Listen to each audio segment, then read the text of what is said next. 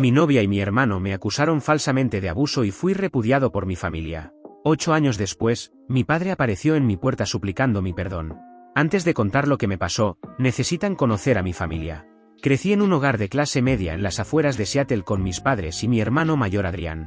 Papá trabajaba como contador para una firma mediana, mamá era maestra de primaria. Adrián tenía 4 años más que yo y siempre fue el hijo perfecto, capitán del equipo de fútbol, presidente del consejo estudiantil, graduado con honores. Yo era el hijo promedio, buenas pero no excelentes calificaciones, amigable pero no popular, ambicioso, pero sin dirección clara. Mis padres siempre comparaban todo con Adrián, aunque nunca de forma cruel, solo como punto de referencia natural.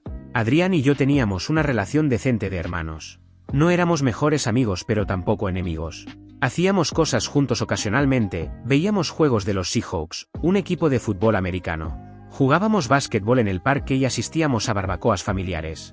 Cuando cumplí 18 y entré a la Universidad de Washington, Adrián ya tenía 22 y trabajaba en ventas para una empresa tecnológica. Ganaba buen dinero, tenía su propio apartamento, un auto nuevo. Yo todavía vivía en dormitorios compartidos comiendo ramen. Pero nunca sentí celos reales. Cada quien tenía su camino.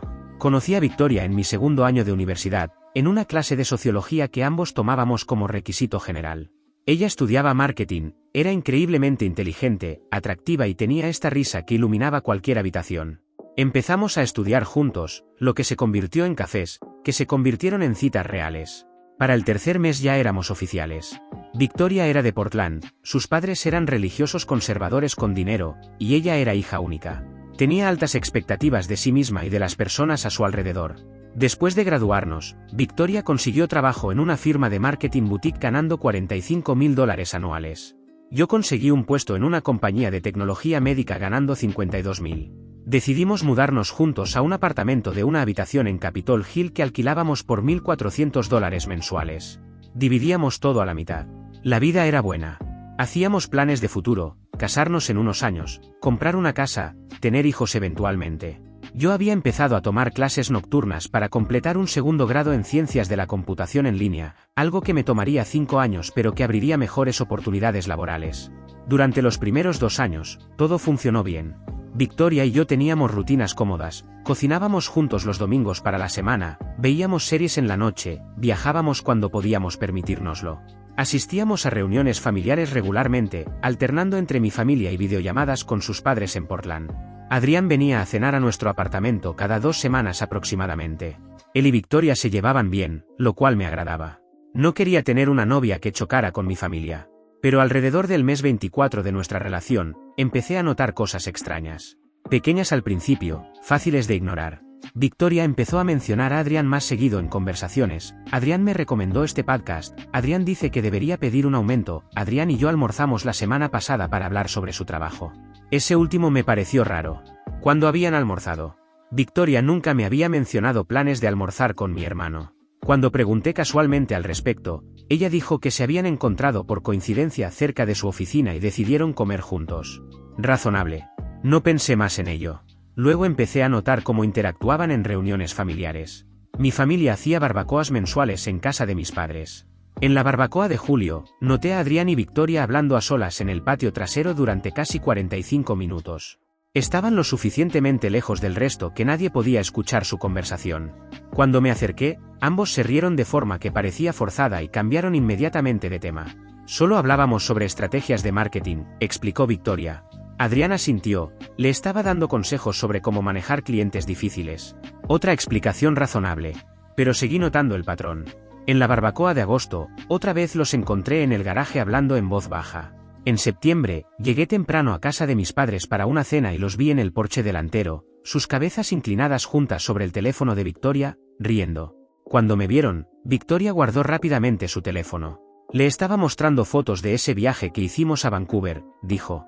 Empecé a sentir una incomodidad que no podía nombrar. No era exactamente sospecha de infidelidad, más bien confusión sobre por qué mi novia y mi hermano parecían estar desarrollando esta amistad cercana que no incluía naturalmente conversarme sobre ella. Intenté mencionarlo una vez. Oye, noté que tú y Adrián pasan bastante tiempo hablando últimamente. Victoria frunció el ceño. ¿Estás celoso de tu propio hermano? Eso es extraño, Daniel.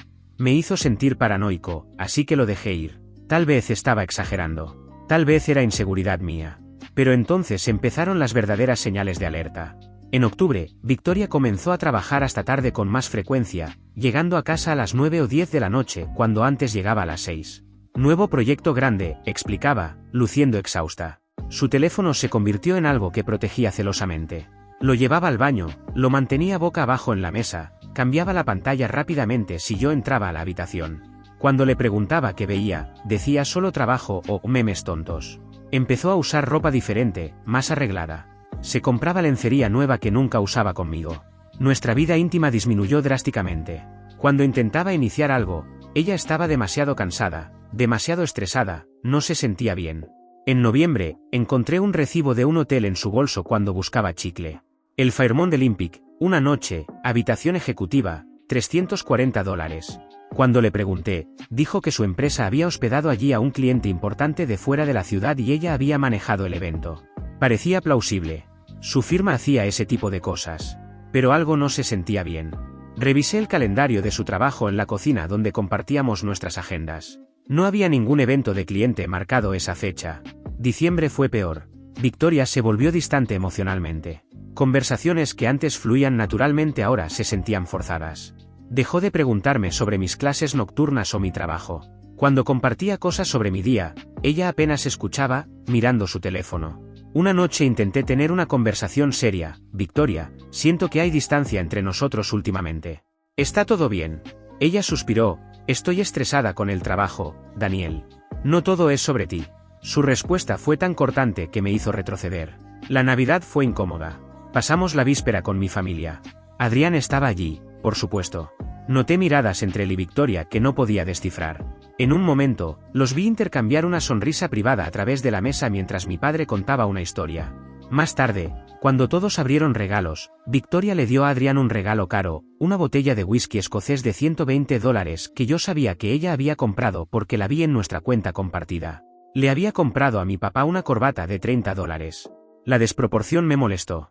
Adrián me ayudó con un proyecto importante en el trabajo, explicó Victoria cuando pregunté después. Quería agradecerle. Para enero ya estaba activamente sospechando, aunque odiaba admitírmelo. Empecé a prestar más atención. Noté que Victoria salía a correr 2 o 3 veces por semana pero nunca parecía sudar realmente. Su teléfono sonaba con notificaciones constantemente pero nunca las revisaba frente a mí. Una noche, mientras dormía, su teléfono vibró en la mesa de noche. La pantalla se iluminó mostrando una notificación de texto. Alcancé a ver a Adrián y las primeras palabras "no puedo esperar a", antes de que la pantalla se apagara. Mi estómago se hundió. Intenté convencerme de que estaba interpretando mal, que podía haber una explicación inocente. Pero no podía dormir. Me quedé despierto hasta las 3 de la mañana, mirando el techo, construyendo y deconstruyendo teorías en mi cabeza. Parte de mí quería creer que estaba siendo paranoico, que el estrés de trabajar tiempo completo mientras estudiaba me estaba volviendo irracional. Otra parte sabía, profundo en mis huesos, que algo estaba terriblemente mal. La gota que derramó el vaso llegó un miércoles de febrero. Victoria tenía supuesta noche de chicas con sus colegas del trabajo. Se arregló más de lo que la había visto arreglarse en meses, vestido ajustado, maquillaje perfecto, tacones altos, perfume caro. Solo vamos a un bar de vinos, dijo cuando noté su atuendo elaborado. Se fue alrededor de las 7. Intenté concentrarme en estudiar pero no podía. Algo me carcomía. Alrededor de las 9, su teléfono de trabajo, que había olvidado en casa, sonó en la mesa de la cocina. La pantalla mostró Adrián móvil. Mi hermano estaba llamando al teléfono de trabajo de mi novia un miércoles por la noche mientras ella estaba supuestamente en noche de chicas. ¿Por qué? No tenía el código de ese teléfono, pero el hecho mismo de la llamada era suficiente para confirmar mis peores sospechas. Cuando Victoria regresó alrededor de las 11, luciendo perfecta, sin un cabello fuera de lugar, decidí que necesitaba saber la verdad. Esperé hasta que se durmió. Alrededor de las 2 de la madrugada, con las manos temblando, tomé su teléfono personal de la mesa de noche. Probé varios códigos, su cumpleaños, el nuestro, su dirección vieja. Nada funcionó. Entonces probé la fecha de cumpleaños de Adrián. El teléfono se desbloqueó. Lo que encontré fue peor de lo que había imaginado. Cientos, tal vez miles de mensajes entre Victoria y Adrián. Conversaciones que se remontaban 8 meses atrás, a junio del año anterior. Conversaciones que empezaban inocentes pero rápidamente se volvían coquetas, luego sexuales, luego completamente explícitas. Fotos que nunca debí ver. Planes para encontrarse en hoteles. Conversaciones sobre cuánto se extrañaban. Victoria llamando a Adrián amor y bebé. Adrián diciendo cosas como no puedo esperar a que finalmente estemos juntos sin escondernos.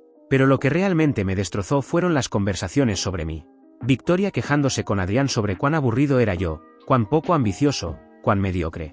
Adrián respondiendo que ella merecía mejor, que él podía darle mejor. Discutiendo cómo eventualmente terminarían juntos, pero necesitaban el momento correcto. Hablando sobre cómo los padres de Victoria nunca aprobarían que ella dejara a su novio estable por su hermano, como necesitaban un plan. Había un mensaje particularmente devastador de Victoria de hacía 2 semanas: estoy cansada de fingir. Quiero estar contigo abiertamente. Necesitamos encontrar una forma de salir de esto sin que parezcamos los malos. Adrián respondió: lo sé, amor. Estoy trabajando en algo. Confía en mí. Me senté en el baño, con el teléfono de Victoria en mis manos temblorosas, llorando en silencio para no despertarla. Mi novia de 3 años y mi propio hermano. La traición era tan profunda que físicamente dolía respirar. Tomé capturas de pantalla de todo, mensajes, fotos, planes. Los envié a mi propio teléfono y luego borré el registro de que lo había hecho. Coloqué su teléfono de vuelta en la mesa de noche y me quedé despierto hasta el amanecer, planeando qué hacer. Decidí esperar hasta el fin de semana para confrontarla. Quería tener tiempo para procesar, para decidir mi siguiente movimiento con claridad en lugar de actuar por emoción pura. Fue la semana más larga de mi vida. Fingir normalidad mientras sabía la verdad era tortura. Cada vez que Victoria me besaba en la mejilla antes de trabajo, cada vez que decía te amo casualmente, se sentía como un cuchillo girando. El sábado por la noche, después de que Victoria regresó de otro supuesto evento de trabajo, la confronté. Tenía mi teléfono con las capturas de pantalla listo. Victoria, necesitamos hablar. Ella se quitó los zapatos, sin sospechar nada. ¿Sobre qué? Respiré profundo, sobre ti y Adrián.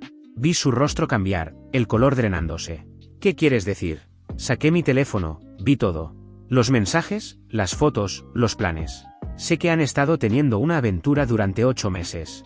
En nuestra cama, en mi propia cama, con mi hermano. Victoria se quedó congelada. Por un momento pensé que lo negaría, que lloraría, que se disculparía. En cambio, vi algo cambiar en sus ojos. Una calculación fría. ¿Revisaste mi teléfono? Invadiste mi privacidad. Su voz no era defensiva sino acusatoria. Tu privacidad, repetí incrédulo. Te estás acostando con mi hermano y estás enojada por privacidad.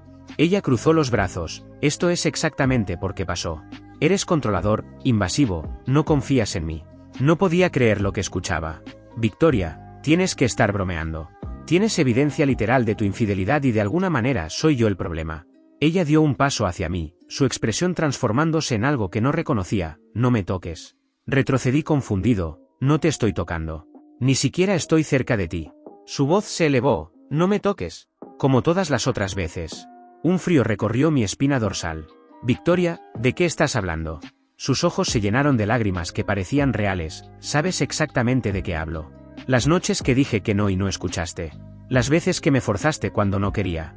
Mi mundo se detuvo. Estás inventando esto. Estás literalmente inventando abuso íntimo porque te atrapé engañándome. Ella retrocedió hacia la pared, su cuerpo lenguaje perfecto de víctima asustada. Me abusaste. Múltiples veces. Y cuando intenté dejarte, me amenazaste. Mi voz salió apenas como susurro. Esta mujer está loca, esto no está pasando. Esto no puede estar pasando. Victoria alcanzó su teléfono. Tengo mensajes con mis amigas sobre esto. Documentación. Ellas saben todo. Sentí pánico puro. ¿Qué mensajes? ¿Qué has estado diciéndole a la gente? Ella marcó un número. Escuché sonar. Alguien contestó. Necesito ayuda, dijo Victoria con voz temblorosa. Mi novio descubrió que quiero dejarlo y se está poniendo violento. Tengo miedo. Intenté arrebatarle el teléfono. Estás mintiendo. Diles la verdad. Ella gritó. No me toques. Aléjate de mí. Retrocedí con las manos arriba. No te estoy tocando. Victoria, para esto ahora. La persona al otro lado del teléfono era Adrián. Por supuesto que era Adrián. Escuché su voz a través del altavoz. Victoria, ¿estás bien? ¿Llamaste a la policía? Ella sollozó. Tengo miedo. Descubrió que sé sobre su comportamiento abusivo y está fuera de control. Adrián, estoy yendo para allá. Llama al 911 ahora. Sal de ahí si puedes. Me sentí como si estuviera en una película de terror. Victoria, ¿qué estás haciendo? ¿Qué están haciendo tú y Adrián? Ella colgó y marcó 911. Le dijo al operador que su novio la había estado abusando íntimamente durante meses, que finalmente había encontrado el valor para confrontarlo, y que ahora él estaba amenazándola. El operador le dijo que saliera de la residencia si podía hacerlo de forma segura y que la policía venía en camino. Victoria tomó su bolso y salió corriendo del apartamento. Yo me quedé allí, paralizado, intentando procesar lo que acababa de pasar. Mi novia con quien había planeado casarme acababa de acusarme falsamente de abuso sexual. Y mi hermano, mi propia sangre, estaba ayudándola. Los mensajes que había visto antes de repente cobraron sentido. Necesitamos una forma de salir de esto sin parecer los malos. Esto era el plan. Destruirme para que ellos pudieran estar juntos sin consecuencias sociales. La policía llegó 25 minutos después. Golpearon la puerta con fuerza. Policía, abra la puerta. Abrí, con las manos visibles.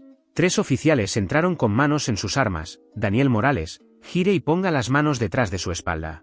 Intenté explicar, oficiales, esto es un malentendido. Mi novia me estaba engañando y cuando la confronté, ella inventó estas acusaciones. El oficial principal me esposó, tiene derecho a permanecer en silencio. Me leyeron mis derechos mientras me llevaban hacia afuera. Los vecinos miraban desde sus ventanas y puertas. La señora del apartamento 3B, quien siempre había sido amigable, me miraba con disgusto absoluto. En la estación, me pusieron en una sala de interrogación fría. 2 detectives entraron, una mujer mayor y un hombre joven. La detective mujer habló primero. Daniel, estas son acusaciones muy serias. Agresión íntima, abuso doméstico. Queremos escuchar tu lado. Les conté todo, la infidelidad, los mensajes que había encontrado, cómo Victoria había fabricado las acusaciones cuando la confronté. El detective hombre tomaba notas. ¿Tienes evidencia de esta supuesta infidelidad? Saqué mi teléfono, tengo capturas de pantalla de sus mensajes con mi hermano Adrián. Les mostré todo. Los detectives intercambiaron miradas. La mujer dijo, esto ciertamente complica la narrativa. Pero aun si ella te fue infiel, eso no invalida automáticamente sus acusaciones de abuso. Sentí desesperación, pero estoy diciendo que ella inventó las acusaciones porque la atrapé. Los mensajes lo prueban. Ellos planeaban esto. El detective hombre, necesitamos investigar completamente. Eso toma tiempo. Mientras tanto, dado la naturaleza de las acusaciones, vas a quedar detenido hasta la audiencia de fianza. Pasé 3 días en una celda de detención. Fue el infierno. Los otros detenidos preguntaban por qué estaba ahí. Cuando los guardias mencionaban agresión íntima, la atmósfera cambiaba. Incluso criminales tienen un código. Me mantuve mayormente solo, en una esquina, intentando volverme invisible. Finalmente tuve mi audiencia de fianza. Mi abogado público, una mujer de 30 y tantos sobrecargada, argumentó que yo no tenía antecedentes y no era un peligro. La fianza fue fijada en $10.000. Mis padres no pagaron. De hecho, ni siquiera aparecieron. Un amigo del trabajo, Kevin, quien me conocía desde hacía años, pagó la fianza usando sus ahorros. Cuando salí, le pregunté por qué lo hizo. Porque te conozco, Daniel. Y esto apesta a mentira. Fue el único que creyó en mí desde el inicio. Me llevó a su apartamento. Puedes quedarte aquí unos días mientras resuelves las cosas. Le agradecí pero sabía que no podía quedarse mucho. Tenía esposa y un bebé. No podía arriesgar su familia. Intenté llamar a mis padres esa noche. Mi padre contestó, Daniel. Su voz era fría. Papá, necesito explicarte. Me interrumpió, tu hermano nos contó todo. Victoria también. Nos dijeron que has tenido comportamientos abusivos durante meses, que ella tenía miedo de dejarte.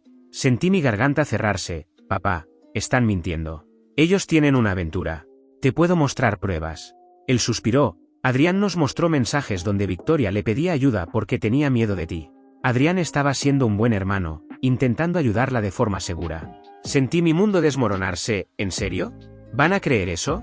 Papá, Adrián y Victoria se están acostando. Lo descubrí. Por eso inventaron esto. Su voz se volvió dura. No vuelvas a contactarnos. No eres bienvenido en esta familia hasta que admitas lo que hiciste y busques ayuda. Entendí inmediatamente lo que había pasado. Adrián había llegado primero a nuestros padres con una versión cuidadosamente construida, que él había descubierto el abuso de Victoria, que ella le había confiado a él porque tenía miedo de contarle a alguien más, que él había estado intentando ayudarla a escapar de forma segura. Y cuando yo descubrí que ella había confiado en Adrián, exploté de manera violenta. Adrián se había pintado como el héroe, Victoria como la víctima, y yo como el monstruo. Era brillante de forma horrible. Y funcionó perfectamente. Las siguientes semanas fueron una pesadilla.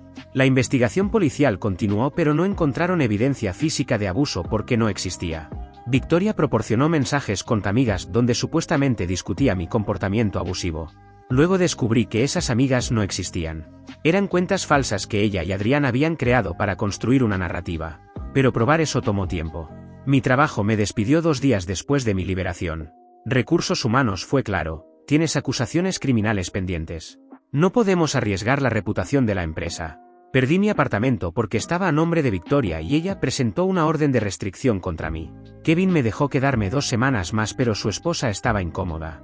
Lo entendí. Me fui voluntariamente. Mi universidad me suspendió de las clases en línea, hasta que se resuelva tu situación legal. Perdí 1 año completo de créditos. Mis supuestos amigos desaparecieron. Mensajes no contestados, llamadas directas al buzón, bloqueos en redes sociales. La historia se esparció rápido: Daniel el abusador. No importaba que no hubiera sido condenado, que ni siquiera hubiera sido formalmente acusado aún. La acusación era suficiente. Lo más doloroso fue mi familia.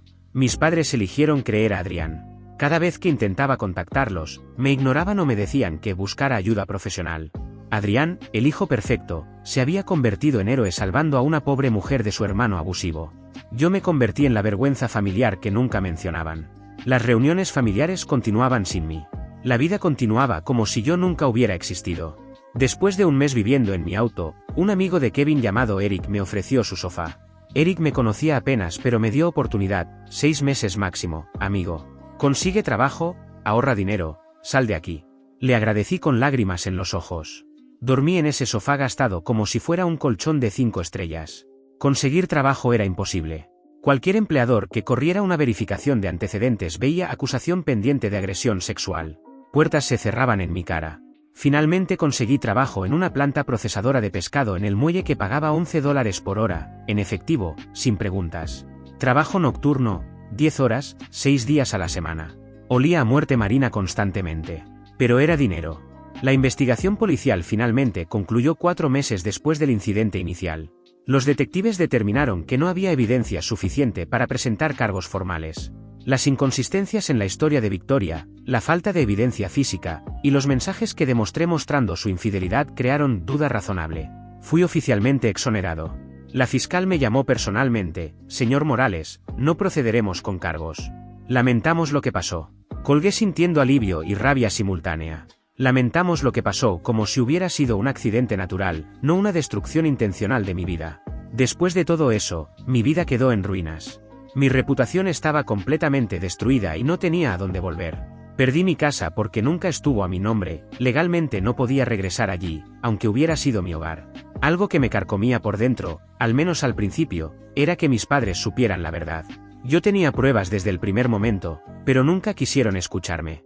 Ya habían tomado su decisión y con el tiempo, entendí que no era falta de pruebas, sino de voluntad. Me borraron por completo de sus vidas. Más adelante supe, por comentarios y por terceros, que Victoria y Adrián estaban saliendo abiertamente, subiendo fotos juntos y mostrándose como pareja. Me dijeron que mis padres sospecharon al principio, que les generó dudas, pero aún así terminaron aceptando la relación, convencidos de que Adrián había sido quien la había salvado. Para entonces, ya no me importaba. Ellos ya me habían borrado mucho antes. Eric eventualmente me dijo que tenía que irme. 6 meses se habían convertido en 8. Necesitaba su espacio. Lo entendí.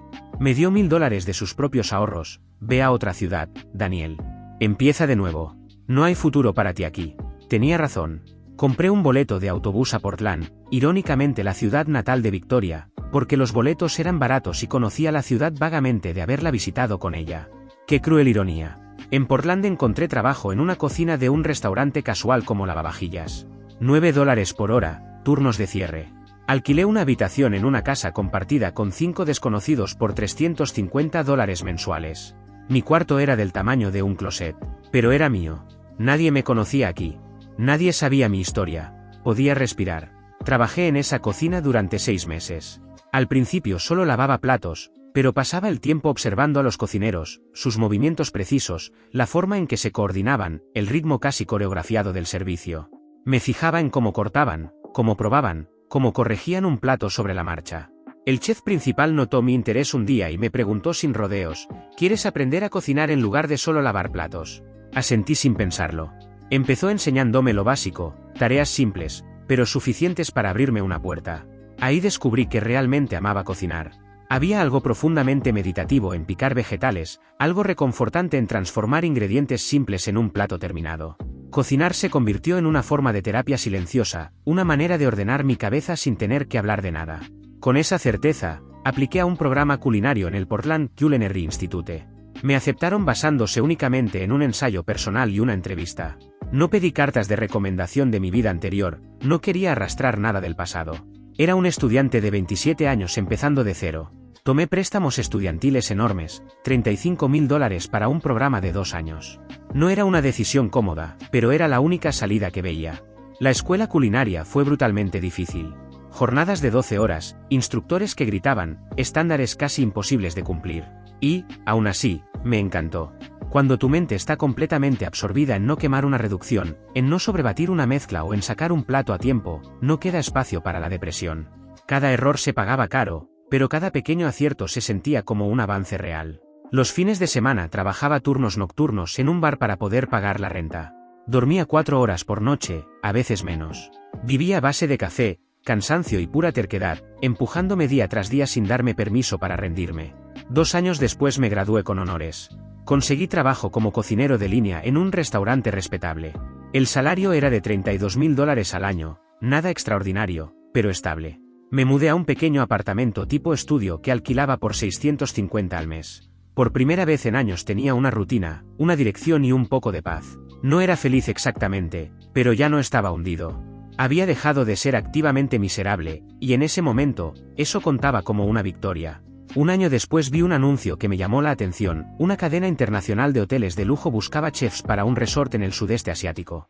Ofrecían alojamiento incluido, salario competitivo y la posibilidad de viajar. El único requisito real era estar dispuesto a mudarse internacionalmente con apenas 2 semanas de aviso. No tenía lazos con nada ni con nadie, así que apliqué sin pensarlo demasiado. Me contrataron tras una videollamada breve, casi surrealista. 3 semanas después estaba en un avión rumbo a Tailandia, con 2 maletas que contenían todo lo que poseía. Aterricé en Bangkok en pleno junio, la humedad era tan espesa que se sentía como respirar agua.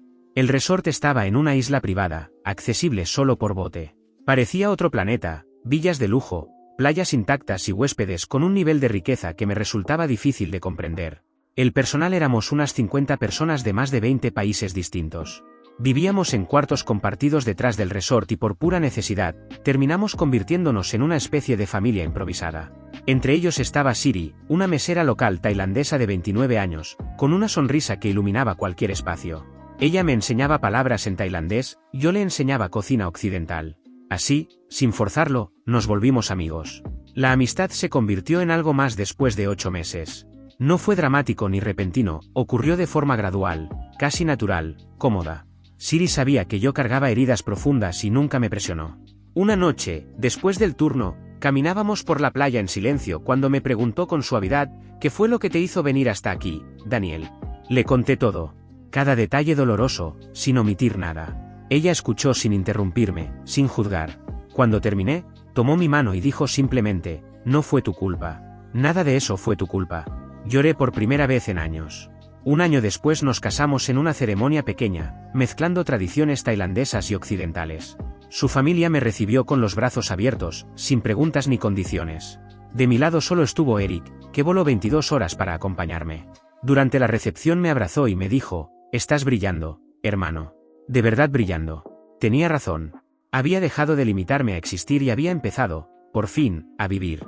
Un año más tarde Siri quedó embarazada. Gemelos, un niño y una niña. Cuando los sostuve por primera vez en el hospital, hice una promesa silenciosa, nunca conocerían el abandono, nunca dudarían de que eran amados. Compramos una casa pequeña en Chiang Mai cuando los gemelos cumplieron 2 años. A mí me ascendieron a chef ejecutivo del resort y Siri abrió su propio café. Por primera vez, la vida no solo era estable, era buena. 8 años habían pasado desde Seattle. 8 años desde Adrián y Victoria. 8 años desde que mis padres me repudiaron. Ya no pensaba en ellos todos los días. El dolor seguía ahí, pero había cicatrizado en algo manejable, algo que ya no gobernaba mi vida. Entonces, anoche, alguien tocó nuestra puerta a las 9 en punto. Abrí y me encontré a mi padre de pie frente a mí. No lo había visto en 8 años, pero lo reconocí al instante, aunque parecía haber envejecido 20. El cabello completamente gris, la postura encorvada, las arrugas profundas marcándole el rostro. Sus ojos estaban rojos. Intentó sonreír. Daniel. Cerré la puerta con tanta fuerza que los marcos temblaron. Adentro, uno de mis hijos empezó a llorar. Siri me miró confundida. Le expliqué en tailandés quién estaba afuera. Ella asintió y llevó a los niños a su habitación. Mi padre seguía tocando la puerta. Finalmente Siri abrió un poco, hablando en un inglés básico. Por favor, mi esposo no quiere. Mi padre la interrumpió. Solo necesito 5 minutos. Por favor. Le dije a Siri que lo dejara pasar. Necesitaba cerrar ese capítulo de una vez. Mi padre entró y se sentó torpemente en el sofá, mirando en silencio las fotos familiares colgadas en la pared. Yo me quedé de pie, con los brazos cruzados, manteniendo la distancia. ¿Cómo me encontraste?, pregunté con la voz fría. Contraté a un investigador privado, respondió tras suspirar. Me tomó 2 años. Gasté $35.000 de mis ahorros de retiro. ¿Y por qué ahora? Sus ojos se llenaron de lágrimas. Porque descubrimos la verdad. Porque tu madre se está muriendo de culpa. Y porque necesito que sepas que estábamos equivocados. Me senté, las piernas me fallaron de repente. ¿Qué verdad? Mi padre respiró hondo. Adrián y Victoria se casaron hace 6 años. Sentí que el corazón se me detenía. 6 meses después de que tú te fuiste, continuó. Tu madre y yo sospechábamos que algo no encajaba, pero no quisimos verlo. Todo era demasiado obvio, se mudaron juntos de inmediato, se casaron rápido. Elegimos creer su versión porque era más fácil que aceptar que nuestro hijo perfecto nos había mentido. Siguió hablando, con la voz rota. Su matrimonio fue un infierno desde el primer día. Peleas constantes, infidelidades, destrucción mutua. Hace 2 años, en Navidad, tuvieron una pelea monstruosa en nuestra casa, con toda la familia presente. Gritos, cosas volando. En medio de su rabia, Adrián lo confesó todo. Admitió que conspiraron para destruirte, que inventaron las acusaciones para poder estar juntos sin cargar con la culpa, que manipularon todo de forma consciente. Me quedé helado. ¿Y qué hicieron ustedes? Tu madre colapsó, respondió. Se desmayó. Cuando despertó, no dejó de llorar. Los echamos esa misma noche. Les dijimos que no volvieran nunca. Pero el daño ya estaba hecho. Se frotó los ojos, exhausto. Tu madre cayó en una depresión severa. No ha vuelto a ser la misma. Los doctores dicen que la culpa la está consumiendo físicamente. Se está muriendo, Daniel. A tu hermano lo cortamos por completo, perdió el negocio familiar. Se divorciaron hace 1 año, de la peor manera. Victoria desapareció después, nadie sabe dónde está. Adrián ahora trabaja en un empleo miserable y vive solo. Procesé todo en silencio. ¿Y ahora qué?, pregunté. ¿A qué viniste exactamente? Bajó la mirada. No vengo a pedir perdón. Solo necesitaba saber la verdad. Y tu madre quiere verte antes de morir. Entenderé si no puedes. Lo miré, un hombre viejo y roto, apenas un reflejo del padre que conocí. Parte de mí quería gritarle, arrojarle encima 8 años de dolor. La otra parte no sentía nada. Solo vacío. Necesitas irte, dije. Se levantó con dificultad. ¿Puedo ver a mis nietos? No son tus nietos. No puedes abandonar a tu hijo y luego reclamar a sus hijos. Veré. Sacó un sobre del bolsillo y lo dejó sobre la mesa. Nuestra dirección, números, una foto de tu madre. Si algún día puedes perdonar. No prometo nada. Asintió y se fue. Me quedé mirando el sobre durante horas sin abrirlo. Siri me abrazó. ¿Qué vas a hacer? No lo sé. Necesito tiempo. Besó mi frente. Cualquier decisión que tomes, te apoyo. Finalmente abrí el sobre. Había una foto de mi madre en una cama de hospital, irreconocible, demacrada, envejecida. También una nota, escrita con letra temblorosa. Mi querido hijo, fallé como madre. Te abandoné cuando más me necesitabas. La culpa me está matando. No pido perdón. Solo quiero que sepas que te amo. Si puedes venir antes de morir, sería el mayor regalo. Si no, lo entenderé. Sé feliz. Mamá. Lloré. No por ellos, sino por el niño que fui, el que creía que sus padres siempre estarían ahí. Ese niño murió hace 8 años. Siri me preguntó en voz baja. ¿Vas a ir? No lo sé. Necesito tiempo para pensarlo. Ella asintió. Ahora estoy aquí, entre el pasado y el presente. Parte de mí quiere mantener la puerta cerrada y proteger la paz que construí, u otra se pregunta si podría vivir sin intentar un último cierre. No tengo respuestas claras, y quizá no las necesito. No les debo nada. La única certeza que tengo es que, tome la decisión que tome, mi vida sigue adelante. Y seguir adelante, por primera vez, ya no significa huir, sino elegir mi propia paz. Gracias por ver. Si aún no te has suscrito, por favor hazlo y activa la campana de notificaciones para mantenerte al día con más historias impactantes de la vida real que suceden a tu alrededor.